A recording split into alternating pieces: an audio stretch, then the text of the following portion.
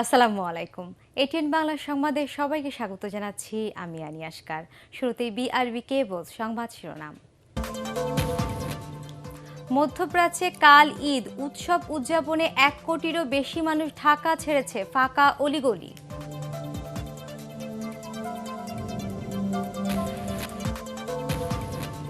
দুই নম্বর নৌ হুঁশিয়ারি সংকেতের মধ্যেই হাজার মানুষের লঞ্চ যাত্রা, পথে পথে হয়রানি ভোগান্তি।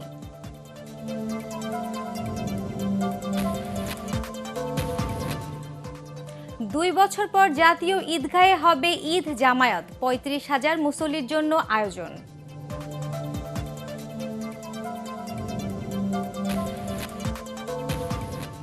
এবং কেন্দ্রীয় শহীদ মিনারের সাবেক অর্থমন্ত্রী আবুল মাল আব্দুল মুহিতকে শেষ শ্রদ্ধা, সিলেটে দাফন আজ।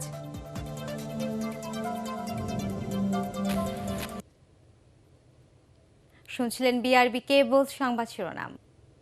সংবাদে এছাড়াও থাকছে ঈদ উপলক্ষে এটিএন বাংলা 10 দিনের বিশেষ আয়োজন নিয়ে প্রতিবেদন।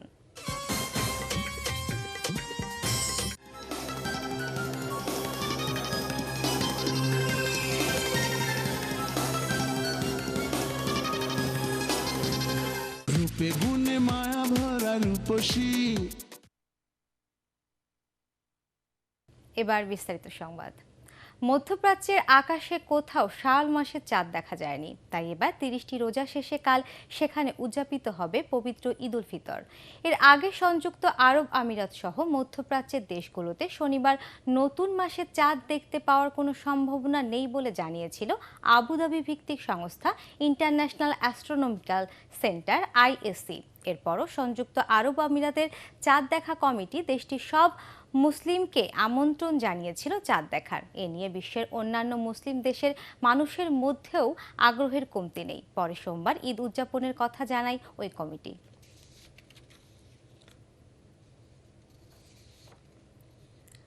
করোনা মহামারীর কারণে গেল 2 বছর ঈদ ততটা উৎসব মুখর হয়নি। এবার পরিস্থিতি ভিন্ন।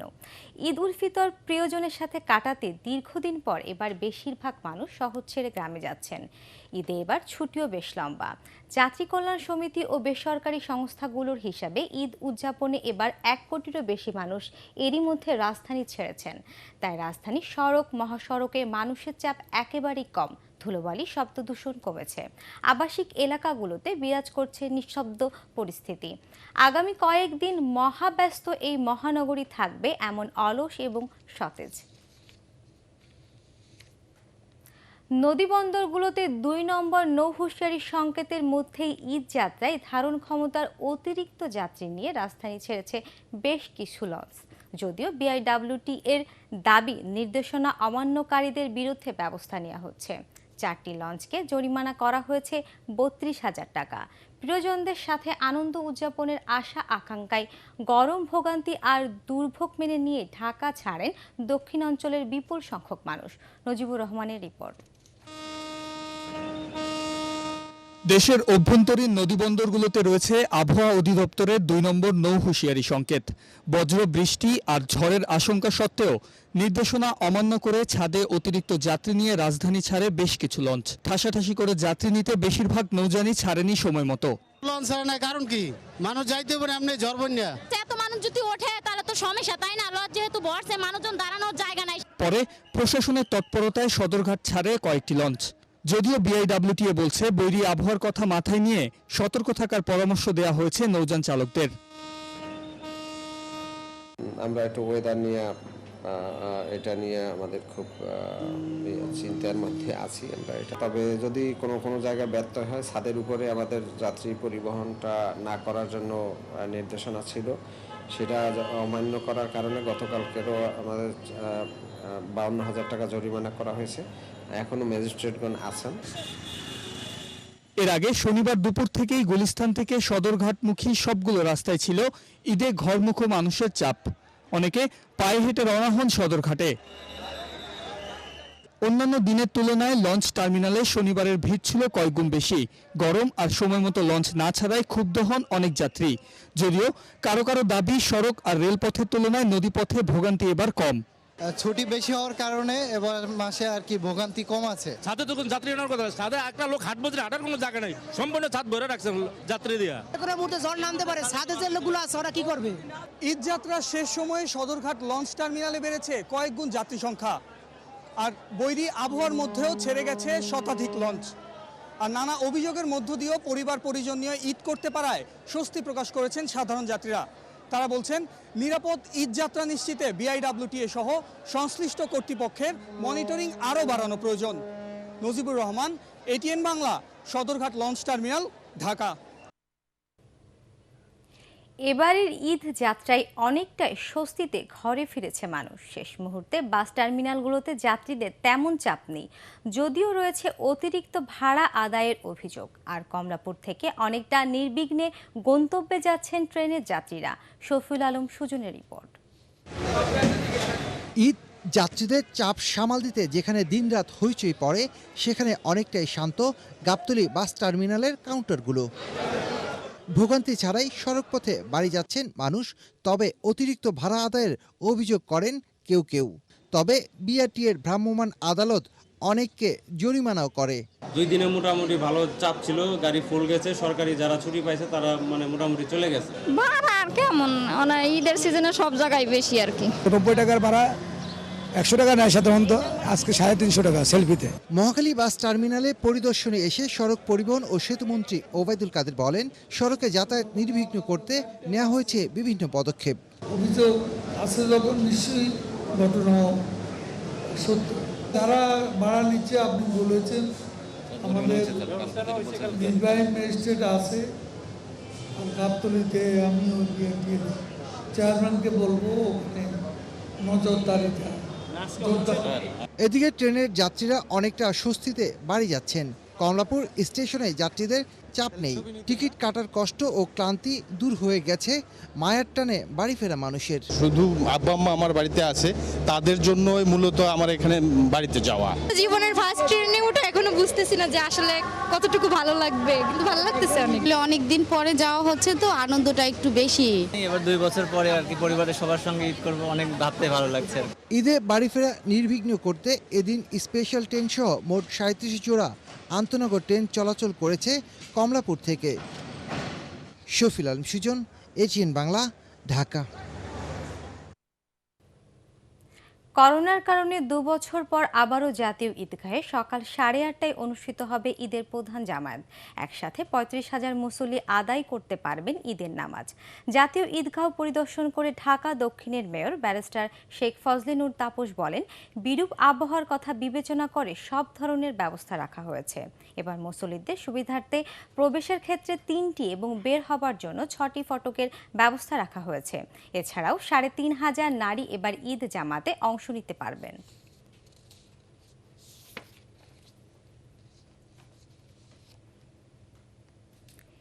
ঈদের নতুন পোশাকের সাথে মিল রেখে বাহারি ডিজাইনের জুতা কিনতে ক্রেতাদের উপচে পড়া ভিড় রাজধানীর মার্কেটগুলোতে। পছন্দ ও সাধ্যের কথা মাথায় রেখে এবার হাল ফ্যাশনের দেশি বিদেশি নান্দনিক ডিজাইনের জুতা তুলেছেন দোকানিরা। বিক্রি হচ্ছে চীন, থাইল্যান্ড, তাইওয়ান ও ইউরোপের বিভিন্ন দেশের জুতা ও স্যান্ডেল। বিস্তারিত রাবেয়া আক্তার সুবর্ণা রিপোর্টে।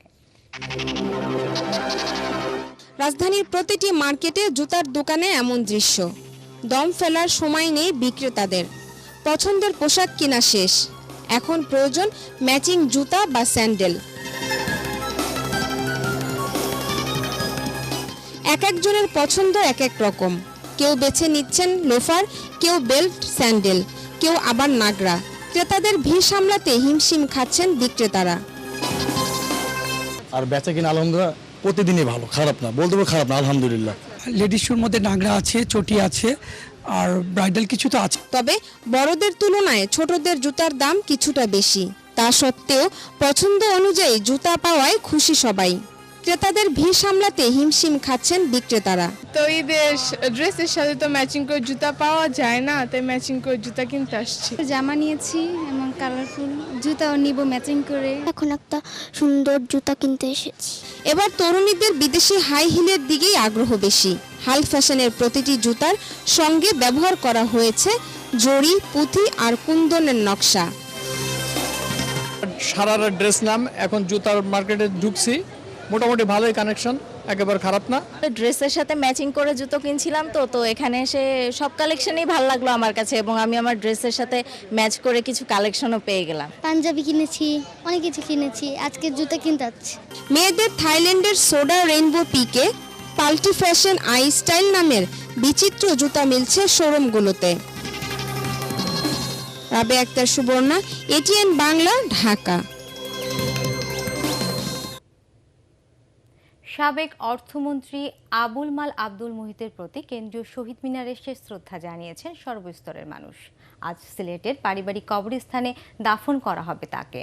শুক্রবার রাত 1টার দিকে রাজধানীর ইউনাইটেড হাসপাতালে মারা যান 88 বছর বয়সী এই রাজনীতিবিদ। তার মৃত্যুতে শোক জানিয়েছেন রাষ্ট্রপতি ও প্রধানমন্ত্রী সহ বিশিষ্টজনেরা। হুমায়ুন চিস্তির রিপোর্ট।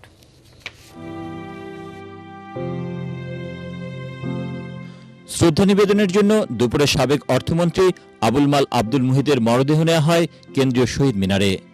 রাষ্ট্রপতি, প্রধানমন্ত্রী ও স্পিকারের পক্ষ থেকে শ্রদ্ধা জানানোর পর আওয়ামী লীগ, ওয়ার্কার্স পার্টি, জাসদ সহ বিভিন্ন রাজনৈতিক, সামাজিক ও সাংস্কৃতিক সংগঠনের নেতাকর্মীরা সেখানে শ্রদ্ধা জানান। এরকম ট্যালেন্টেড লোক আমাদের পরিবারে খুব কমই। তিনি থেকে যাবেন আমাদের মাঝে তার কর্মের মাঝ দিয়ে। তিনি সবসময় চেষ্টা করেছেন দেশের কল্যাণ এবং সাধারণ মানুষের বা জনগণের কল্যাণ। যারা আমরা সিভিল সার্ভিসে কাজ করি, তিনি আমাদের লিজেন্ড। তিনি দেশপ্রেমে অনন্য, তিনি লেখক হিসেবে অনন্য, তিনি সিভিল সার্ভিসে তার অবদানের জন্য অনন্য হয়ে থাকবেন। 1982 সালে এরশাদ সরকারের অর্থমন্ত্রী হিসেবে সংসদে প্রথম বাজেট উপস্থাপন করেন আবুল মাল আব্দুল মুহিত। 2009 সাল থেকে টানা 10 বার অর্থমন্ত্রী হিসেবে বাজেট উপস্থাপন করেন বিশিষ্ট এই অর্থনীতিবিদ। দেশের ইতিহাসে তিনি সবচেয়ে বেশিবার সংসদে বাজেট উপস্থাপন করেন। শতাংশ সম্পূরক শুল্ক আরোপের প্রস্তাব করছি। যে মানুষটি বাংলাদেশের অর্থনৈতিক অগ্রগতির ক্ষেত্রে অনন্য ভূমিকা রেখেছেন, সেই মানুষটিকে আমরা হারিয়েছি। আমি এরকম কাজ পাগল মানুষ কমই দেখেছি। তিনি বাংলাদেশে অর্থমন্ত্রী হিসেবে 12টি বাজেট দিয়েছেন। 71-এ যুক্তরাষ্ট্রে পাকিস্তান দূতাবাসের চাকরি ছেড়ে মুক্তিযুদ্ধের পক্ষে আন্তর্জাতিক জনমত গঠনে কাজ করেন আব্দুল মুহিত। 2016 সালে তাকে দেয়া হয় রাষ্ট্রের সর্বোচ্চ পদক স্বাধীনতা পুরস্কার। ভাষা সৈনিক আব্দুল মুহিত বাংলাদেশ পরিবেশ আন্দোলন বাপার প্রতিষ্ঠাতা সভাপতি ছিলেন। সবচেয়ে বড় গুণ হচ্ছে উনি ভাষা সৈনিক এবং বীর মুক্তিযোদ্ধা। তাদের প্রচেষ্টা না হলে আমরা বঙ্গবন্ধুকে জীবিত ফেরত পেতাম না। আমরা সংস্কৃতি অঙ্গনের যারা মানুষ, আমরা তার কাছ থেকে সবচেয়ে বেশি সহযোগিতা পেয়েছি। তিনি প্রথম সংস্কৃতির জন্য 100 কোটি টাকা থোক বরাদ্দ করেন। শুক্রবার মধ্যরাতে রাজধানীর ইউনাইটেড হাসপাতালে মৃত্যুর পর শনিবার সকালে গুলশান আজান মসজিদে তার প্রথম নামাজে জানাজা হয়। কেন্দ্রীয় শহীদ মিনারে শ্রদ্ধা জানানোর পর ঢাকা বিশ্ববিদ্যালয় মসজিদে দ্বিতীয় জানাজা হয়। এরপর মরদেহ নিয়ে যাওয়া হয়েছে তার নিজ জেলা সিলেটে। শনিবার বাদ জোহর সেখানে আরেক দফা জানাজার পর পারিবারিক কবরস্থানে দাফন করা হবে তাকে। হুমায়ুন চিস্তি, এটিএন বাংলা, ঢাকা। রাজনৈতিকভাবে দেউলিয়া হয়ে গেছে বলেই র্যাবের উপর মার্কিন নিষেধাজ্ঞার মতো জাতীয় সমস্যা সমাধানে আওয়ামী লীগ ভারতের সহযোগিতা চাইছে বলে মন্তব্য করেছেন বিএনপি মহাসচিব মির্জা ফখরুল ইসলাম আলমগীর। বিএনপির নিখোঁজ নেতা ইলিয়াস আলীর বনানীর বাসায় তার পরিবারের খোঁজ খবর ও ঈদ উপলক্ষে উপহার সামগ্রী পৌঁছে দিতে গিয়ে সাংবাদিকদের তিনি একথা বলেন। এ সময় মির্জা ফখরুল অভিযোগ করেন, ক্ষমতাসীনদের নির্দেশে র্যাব সহ আইনশৃঙ্খলা বাহিনী গুম আর বিচার বহির্ভূত হত্যাকাণ্ড ঘটাচ্ছে বলেই তাদের বিরুদ্ধে সরকার ব্যবস্থা নিতে পারছে না। ঈদ আনন্দে বাড়তি মাত্রা যোগ করে সুস্থ বিনোদন। এমনই বিনোদনের পসরা নিয়ে হাজির হচ্ছে দেশের প্রথম satellite TV channel ATN Bangla. 10 দিন ব্যাপী অনুষ্ঠানমালায় থাকছে জনপ্রিয় অভিনয় শিল্পীদের নাটক, সিনেমা, সঙ্গীতা অনুষ্ঠান, নৃত্য, ম্যাগাজিন অনুষ্ঠান, থাকছে ছোটদের জন্য বিশেষ আয়োজন। আরও জানাচ্ছেন মাহবুব কবির চপল।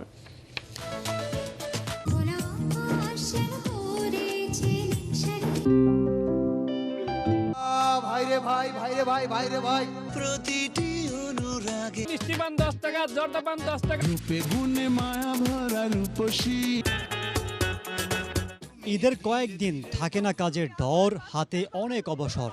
এই সময়ে টিভি পর্দায় কিছুক্ষণ মন খোঁজে বিনোদন। দর্শকদের চাহিদা মেটাতে এটিএন বাংলায় থাকছে ব্যতিক্রমী সব আয়োজন। 10 দিনব্যাপী অনুষ্ঠানের শুরু ঈদের আগের দিন থেকেই। এদিন থাকছে মিরাকেল তারকা আবু হেনা রনির বিশেষ অনুষ্ঠান গান ইন ফান। নাটক জীবনের কথা বলে, মানুষকে হাসায়, কাঁদায়, মনে দোলা দেয়। তেমনি সব নাটক থাকছে এটিএন বাংলায়। ঈদের দিন সন্ধ্যা 6টায় অপূর্ব মেহজাবিন অভিনীত বিশেষ নাটক উড়ো প্রেম। কেউ একজন আমাকে বলল বৃষ্টি উপভোগ করার মন্ত্রটা আমাকে শেখাবে। এরপর বিইউ শুভর পরিচালনায় বিশেষ নাটক বিবাহ করতে ইচ্ছুক। এতে থাকছে অপূর্ব কেয়া পায়েল জুটি। পাত্রী কখন আসবে? আমাকে পাত্রী মনে হয় না। জনপ্রিয় নির্মাতা হানিফ সংকেত শুধুমাত্র এটিএন বাংলার জন্যই এবারও নিয়ে আসছেন বিশেষ নাটক ধন্য জনের উন্নমন।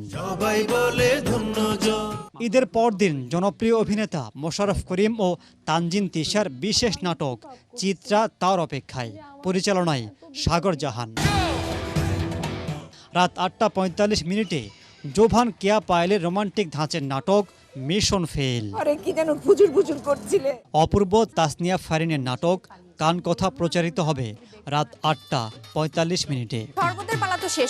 ঈদের পঞ্চম দিন থাকছে অপূর্ব সাবিলা নূরের বিশেষ নাটক অঘটন, পরিচালনায় শিহাব শাহিন। বিশেষ নাটক অচেনা প্রেম থাকছে ঈদের 6ষ্ঠ দিন রাত 7টা 35। রচনা পারভেজ ইমাম, পরিচালনায় রাফাত মজুমদার রিঙ্কু। আমার পিছু লাগছো কেন? ঈদের 7ম দিন থেকে 10ম দিন পর্যন্ত থাকছে মোশাররফ করিম ও প্রভার বৈচিত্র্যময় নাটক পানের দোকানদার, প্রেমের হাট, রঙের দুনিয়া, লাইলি মজনুর প্রেম। নাটকগুলো প্রচারিত হবে প্রতিদিন রাত 8টা 45। গান হচ্ছে মনের খোরাক, যে গান ভালোবাসে সে নাকি পাষাণ হতে পারে না। গানের আয়োজনেও এটিএন বাংলায় থাকছে চমক। ঈদের দিন রাত 10:30টায় থাকছে ডক্টর মাহফুজুর রহমানের একক সঙ্গীতানুষ্ঠান তুমি আমার প্রেয়সী। মনের ঘরে ডাকি যে আদর সুরে, তোমাকে আপন করে চাই যে বারে বারে। ঈদের পরদিন রাত 10:30টায় মারিয়া শিমুর সঙ্গীতানুষ্ঠান তোমায় খুঁজি বারবার।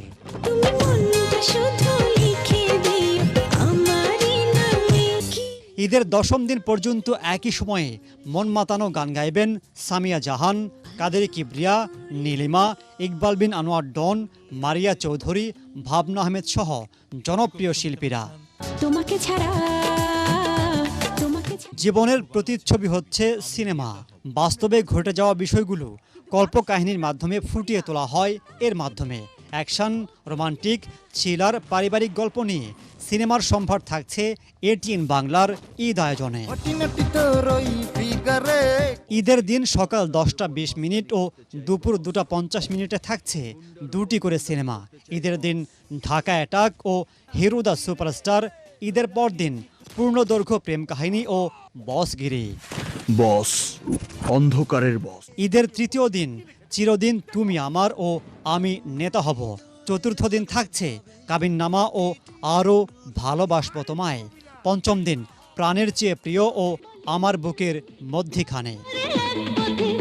10ম দিন পর্যন্ত ভিন্ন ধাঁচের ভিন্ন স্বাদের সিনেমার আয়োজন থাকছে এটিএন বাংলায়। সমাজের সঙ্গতি অসঙ্গতি, হাসির খোরাক কিংবা শিক্ষণীয় কিছু ফুটিয়ে তোলা হয় ম্যাগাজিন অনুষ্ঠানের মাধ্যমে। জনপ্রিয় তারকাদের পর্দার পেছনের ঘটনা তুলে ধরতে আয়োজন করা হয়েছে সেলিব্রিটি শো আমি কথা বলতে চাই। উপস্থাপনায় আঞ্জাম মাসুদ।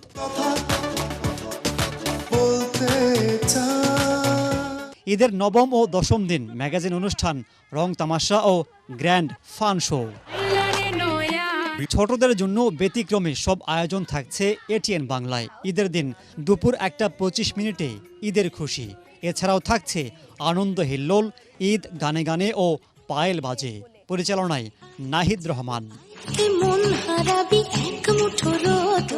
এছাড়াও প্রতিদিন সকাল 8টায় চায়ের চুমুকে থাকছে জনপ্রিয় তারকা আড্ডা। রাত 11টা 30 বিশেষ টেলিফিল্ম। পুরো বিয়েবাড়িতে একজন মাত্র দুধ।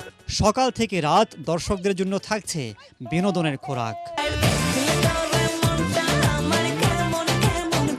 মাহবুব কবির চপল, এটিএন বাংলা। কোনো ব্যবসায়ী ভোজ্য তেল মজুত করলে তার দোকান 1 মাসের জন্য বন্ধ করে দেয়া হবে বলে হুঁশিয়ারি দিয়েছেন ভোক্তা অধিকার সংরক্ষণ অধিদপ্তরের পরিচালক মঞ্জুর শাহরিয়ার। তিনি জানান, মিলার কিংবা খুচরা বাজার সবখানে গোপনে তদারকি করা হচ্ছে। ঈদের আগে রাজধানীর কাউরান বাজারে অভিযান পরিচালনা করার সময় পরিচালক এসব কথা জানান। এ সময় ভোজ্য তেল লুকিয়ে রাখা এবং গরুর মাংসের কেজি 700 টাকায় বিক্রি করায় কয়েকজন দোকান মালিককে 5 থেকে 10,000 টাকা পর্যন্ত জরিমানা করা হয়।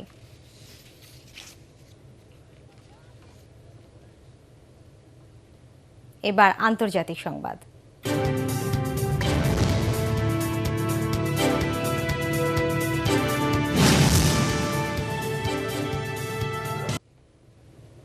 ইউক্রেনের সাথে শান্তি আলোচনার নিষেধাজ্ঞা প্রত্যাহারের দাবি জানিয়েছিল রাশিয়া।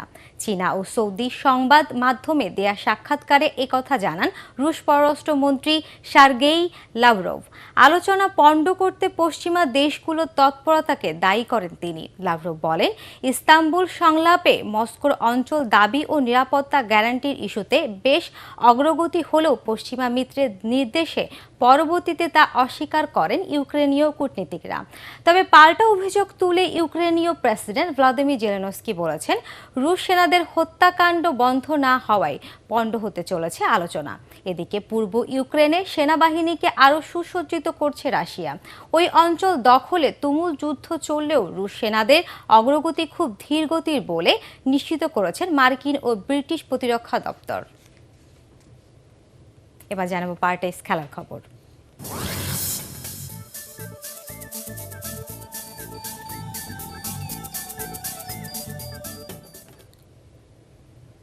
নিউক্যাসল ইউনাইটেডকে 1-0 গোলে হারিয়ে ইংলিশ প্রিমিয়ার লিগে জয়ের ধারা ধরে রেখেছে লিভারপুল। প্রতিপক্ষের মাঠে শুরু থেকেই নিউক্যাসল রক্ষণে রীতিমতো আক্রমণের ঝড় বইয়ে দেয় ইউর্গেন ক্লপের দল। 8 মিনিটে সাদিও মানের শট অল্পের জন্য লক্ষ্যভ্রষ্ট হয়, তবে 19 মিনিটেই এগিয়ে যায় অলরেডরা। গোল করেন নাবি কেইতা। 35 মিনিটে আবারও সহজ সুযোগ নষ্ট করেন সাদিও মানে। তাতে প্রথমার্ধে আর ব্যবধান বাড়াতে পারেনি লিভারপুল। দ্বিতীয়ার্ধেও ক্লপের শিষ্যদের গোল বঞ্চিত করেন নিউক্যাসল গোলরক্ষক ডুব্রাবোকা। তাতে 1 গোলের ব্যবধান নিয়ে খেলা শেষ করে লুইস দিয়াজ দিয়েগো জোতারা। শেষ করার আগে বিআরবি কেবল সংবাদ শিরোনাম আরও একবার। মধ্যপ্রাচ্যে কাল ঈদ উৎসব উদযাপনে 1 কোটিরও বেশি মানুষ ঢাকা ছেড়েছে ফাঁকা অলিগলি।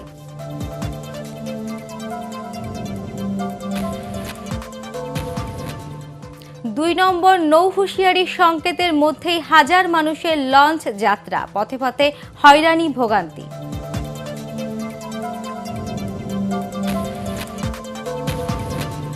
2 বছর পর জাতীয় ঈদগাহে হবে ঈদ জামায়াত, 35,000 মুসল্লির জন্য আয়োজন।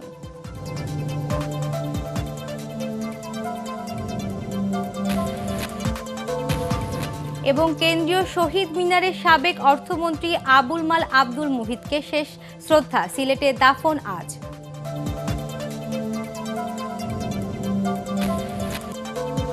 দর্শক, পরবর্তী সংবাদ দেখার আমন্ত্রণ জানিয়ে এখনকার মতো শেষ করছি। করোনা ভাইরাস থেকে নিজেকে সুরক্ষিত রাখতে মাস্ক পরুন, বারবার হাত পরিষ্কার করুন। এটিএন বাংলা সংবাদ ইউটিউবে দেখতে ব্রাউজ করুন youtube/ATN বাংলা নিউজ। ধন্যবাদ সবাইকে।